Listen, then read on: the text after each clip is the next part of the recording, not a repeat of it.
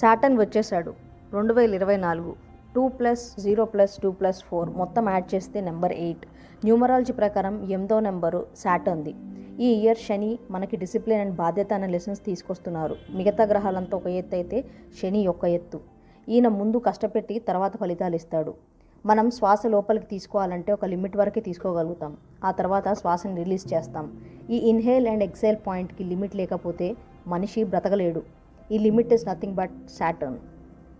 Physical ప్లేన్లో ఏదైనా చెయ్యాలంటే దానికి ఒక పద్ధతి ఉండాలి, సహనం ఉండాలి. ఈ సహనం అండ్ పద్ధతి లెసన్స్ ఈ ఇయర్ నేర్చుకోబోతున్నాం. 2024లో మీరు ఏదైనా వర్క్ స్టార్ట్ చేసి అది ఫాస్ట్గా అవ్వకపోతే బాధపడకండి. మీ ఆత్మ ఎదుగుదలకి ఇంకా జ్ఞానం పొందడానికి మీరు ఒళ్ళు వంచక తప్పదు. సక్సెస్కి షార్ట్ కట్ తీసుకోకండి. లాంగ్ వేలో ఎలా ఉంటుందో శని చూపిస్తారు. షార్ట్ కట్ తీసుకున్నప్పుడు మీరు ఎన్నో ఎక్స్పీరియన్సెస్ మిస్ అయిపోతారు. గ్లోబల్గా శని చాలా మార్పులు తెస్తారు. చాలా స్ట్రక్చర్స్లో చేంజెస్ వస్తాయి. కానీ దీర్ఘకాల ప్రణాళికలు సాధించాలంటే ఇవన్నీ దాటుకొని పోవాలి. శని ఎనర్జీని లిమిట్ చేయాలనుకున్నప్పుడు అప్పుడు కాస్మిక్ గాడ్ శివుడితో కనెక్ట్ అవ్వండి. అలాగే మీకు అనిపించినంత సమాజ సేవ చేయండి. Act of service is also a lesson by Shani.